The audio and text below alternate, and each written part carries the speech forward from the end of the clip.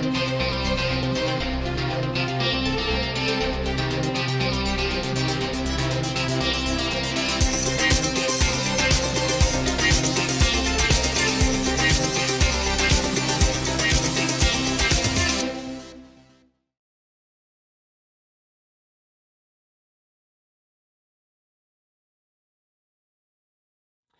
everybody, welcome to Wine World TV, the best wine show anywhere. I'm your host, Mark Fusco. Before we get started, make sure you're smashing that like button and subscribing to the channel. Every like and subscription helps build the channel. Even better, spread the word to your friends about the best wine show anywhere. So, coming right up, I've got another interview from my time at the Texas Restaurant Association back in May of 2024. I chat with Ryan Shramek of Big Country Organic Brewing Company from Austin, Texas. We talk about their lineup and being an organic brewery. All right, so now I'm doing some beer, and this is really good stuff. These guys are local, and with Ryan Shramek. Ryan, name tags help. I'm with Ryan Shramek here with Big Country. And so Ryan, kind of tell me about the beer and tell me the story, and also tell me about, where's the logo? About what we're doing here? The logo, here? yeah, the logo right here. The logo. All right. Boom, USDA organic. Yeah. Thank you, Mark. Yeah, so we're Big Country. We're Texas's only certified organic brewery. And that's, we're proud to carry that flag. We hope that some people come to join us, in the future, but right now we're doing it. And so we focus on two things, right? We do hard seltzer, we do beer. We first came out in the market with our hard seltzer in 2021. Okay. So organic, fair trade, non-GMO, gluten-free, vegan. It's the friendliest hard seltzer on the market. We're the only one in the nation to carry all three of those certifications, as a matter of fact. Cool. Yeah, very cool. So organic cane sugar base, really light. It's like boozy sparkling water, right? Mm-hmm. Easy flavors. We came up with these, passion fruit kiwi, watermelon pineapple, blackberry grapefruit, and prickly pear peach to draw inspiration from various parts of the country so that each of them have their own little piece, right? You think like a watermelon pineapple, tropical, same thing. Idea-wise, passion fruit kiwi, think Hawaii. We got the blackberry grapefruit, that's Texas. Blackberry brambles, ruby red Texas grapefruits, prickly pear peach. We get a little bit of that too from the nice prickly pear cactus. And so we're taking inspiration from various parts of the country to create unique seltzer flavors that are going beyond what a lot of things you find out in the market. Right, yeah. So we did that. We've got our tap room in Austin. Mm-hmm. 16 taps, wonderful place to go. But to make the organic beer, we needed some time. And so we didn't relaunch the beer until 2023. Okay. 2 years of development to get those organic recipes where we wanted before we launched them, right? Yeah. And kind of touching on the organic piece, like I mentioned, we're the only ones doing it right now. So pretty difficult process, honestly, to maintain that certification. Everything we put into those beers, from the grain to the yeast to the hops, they're all organic. So just like buying a bell pepper at the grocery store, they have the organic requirements they have to meet, and then they come to our facility and we have the organic requirements we have to meet. So traceability, hey, did you have all the inventory at the time? Can you show us POs? What are the batch codes? What are the dates? Are you cross-contaminating anything, right? They come out and they audit us every year, right? 2 big old binders worth of stuff, and they come out and look at everything, look at all of our documentation, check our processes. Are your pest control policies in line with organic compliance? And so there's a lot to do it, but we think we've come out with some incredible products and are able to do it with this organic logo to prove that, hey man, we can do this, we can do it the right way, and we can really make some incredible stuff. And the one thing we hear probably the most in any of our products, the word clean is what people recognize most with us. And that's, for us, that's exactly what it is, right? That's what we want. That's what the number one signifier for our brand we want it to be. Whether it be the taste, whether it be the packaging, the whole thing through. We want it to be clean, it's recognizable, it's all of it. Mm-hmm. So I got to try these yesterday, and they're all fantastic products. And one of the things that it kind of came up, even though this is organic, this is not, we're not talking about outrageous amount of money. Like at retail, it's around 12-ish, 12, 13. Yep, 12. So the Tex-Mex lager, you'll usually find that at retail, $11.99, $12.99. We run sales occasionally, right? You might even find it at $10.99.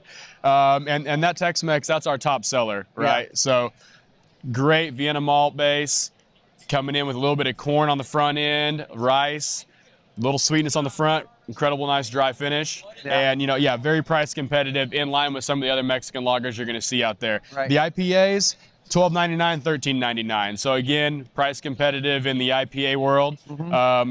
Both of them pretty approachable. The hazy is really, really approachable hazy IPA, so it's not a juice bomb, right? Right, yeah. Nice citrus, nice spruce in there, but something that you can drink whether you're a big hophead or someone who's just getting into IPAs or is maybe used to drinking a little bit lighter beers. The West Coast, on the other hand, nice traditional style West Coast, very clean, bright grapefruit, nice bit of pine there in the end. So really good. And and maybe because I just didn't understand what a Mexican style lager is, but I tasted the corn yesterday.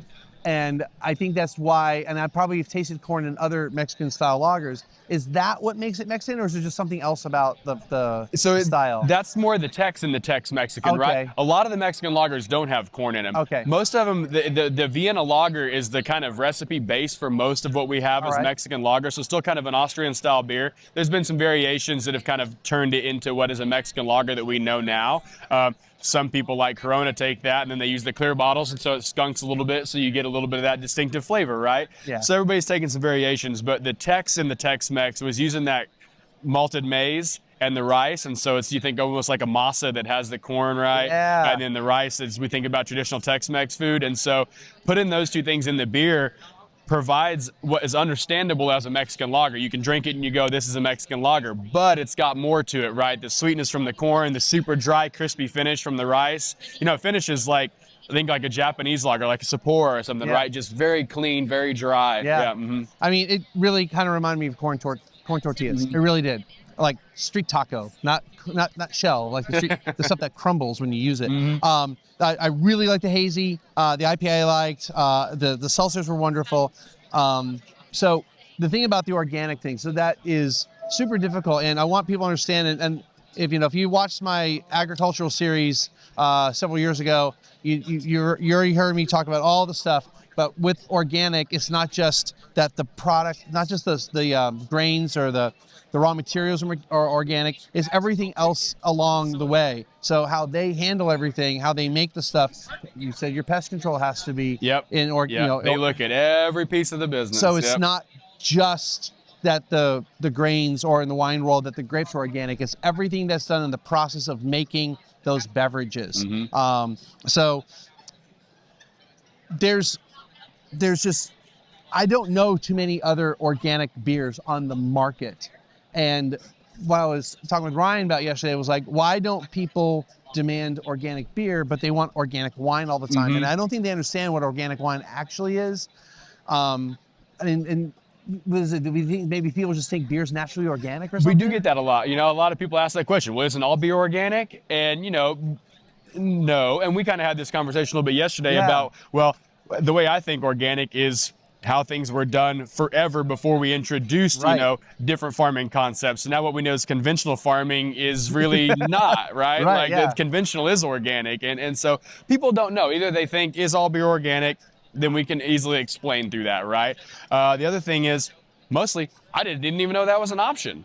Right? That's what we get the most, is like, holy smokes, there is organic beer. Like, I didn't know that anybody was doing that. And, being that we're the first ones in Texas, okay, I can see that most people don't know that. There are a few. You kind of said you don't know very many. You're right. There's like less than a dozen of us really kind of that are really dedicated to doing this. A few in Southern California, up the Pacific Northwest, and then kind of Northeast Kingdom, Vermont area. But not a lot. Not a lot yet. And the thing is, like, your prices are competitively priced. Like in the wine world, sometimes organic wines are much more expensive. Not always. It doesn't have to be.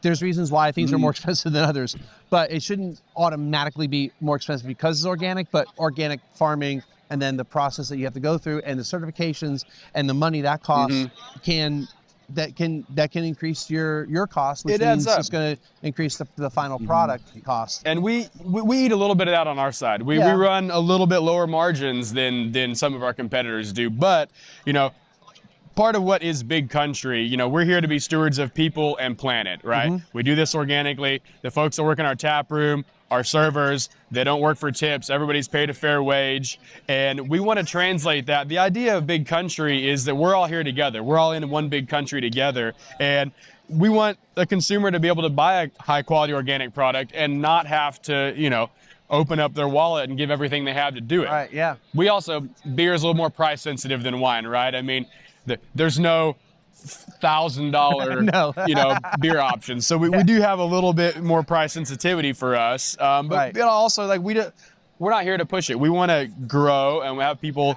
we want to be the go-to for organic beverage alcohol. Right, That's yeah. our goal. And to get there, we have to get people to try it. And you've got to be priced appropriately to do that. Absolutely. Yeah.